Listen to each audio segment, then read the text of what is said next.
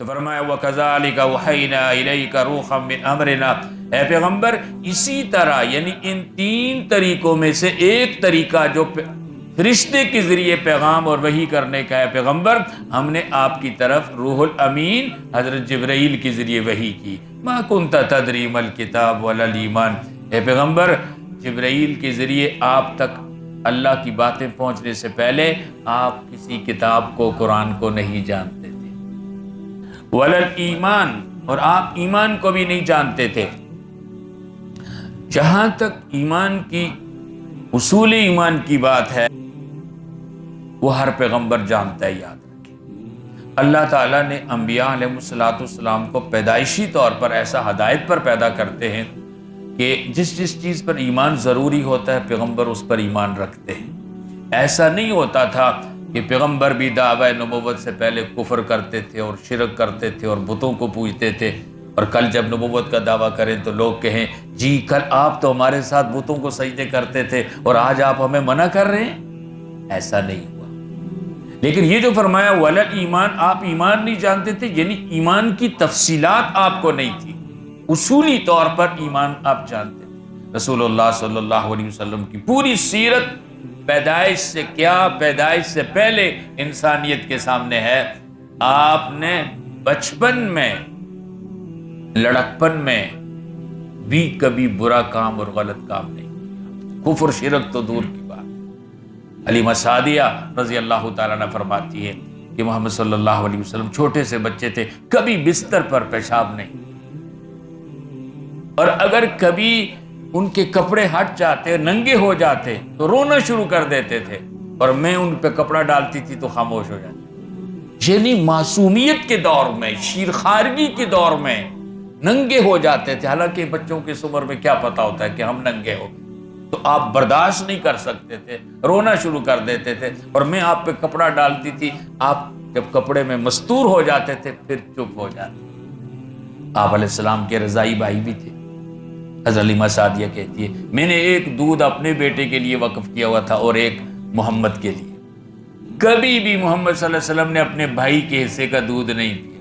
اگر کبھی میں اس پستان پہ ڈالتی بھی تھی تو آپ دودھ نہیں پیتے تھے کہ یہ ان کے بھائی کا حق ہے، اپنے حصے کا دودھ پیتے تھے۔ رسول اللہ صلی اللہ علیہ وسلم ایک مرتبہ اپنے چاچاؤں کے ساتھ کعبۃ اللہ کی تعمیر میں لگے ہوئے تھے، اور یہ قرآن حکیم کے اندر تذکرہ آپ سن بھی چکے ہیں۔ رؤسائے قریش نے ایک قانون بنایا ہوا تھا کہ یہاں جو بھی آدمی آئے گا کعبے میں وہ ننگا ہو کے آئے گا، کپڑے صرف قریش والے پہنتے تھے، اور اگر کوئی کپڑے پہنے گا بھی تو وہ اہل قریش سے کپڑے لے کر پہنے گا۔ تو وہ ننگے کپڑے اتار کے کعبے کی تعمیر میں لگے تھے۔ نبی اکرم صلی اللہ علیہ وسلم نے دھوتی پہنی ہوئی تھی۔ ایک سردار نے کہا، چھوٹے سے لڑکپن، 8-9 سال کی عمر ہوگی، ان کی دھوتی کھینچی نبی صلی اللہ علیہ وسلم کی، یہ سب ننگے کام کر رہے ہیں، تم بھی ننگے ہو جاؤ۔ جیسے ہی آپ کی دھوتی کھلی آپ بے ہوش ہو کے گرے، تو پھر انہوں نے فوراً نبی اکرم صلی اللہ علیہ وسلم کو دھوتی پہنائی۔ ایک مرتبہ حضور علیہ السلام کے دوست لڑکپن میں ایک شادی میں لے گئے۔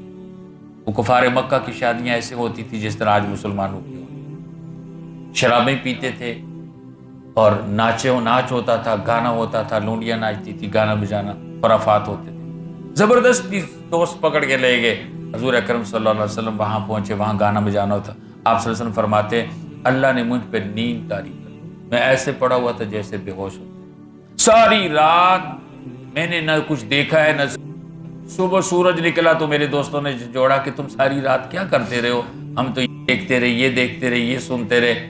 گویا اللہ نے اپنے پیغمبر کو بچایا کہ کل کلاں کو یہ نہ کہے کہ محمد صلی اللہ علیہ وسلم آپ تو فلاں شادی میں گانے سن رہے تھے، وہاں باندیوں کا ڈانس دیکھ رہے تھے۔ نہیں، اللہ نے حفاظت فرمائی۔ وَلَكِنْ جَعَلْنَاهُ نُورًا، اللہ فرماتے ہیں پیغمبر لیکن ہم نے ایک ہدایت کا نور رکھا ہے جس کو نور ہدایت کہتے ہیں۔ نَهْدِي بِهِ مَن نَّشَاءُ مِنْ عِبَادِنَا، ہم اس کے ذریعے اپنے بندوں میں سے جس کو چاہتے ہیں ہدایت دیتے ہیں۔ اور یہ چیز اللہ پاک پیدائشی طور پر ہر انسان کے اندر رکھتے، چاہے کافر ہی کیوں نہ ہو، کافر کا بچہ کیوں نہ ہو، اللہ ہر انسان میں پیدائشی طور پر ایمان کو قبول کرنے کی صلاحیت رکھتے ہیں۔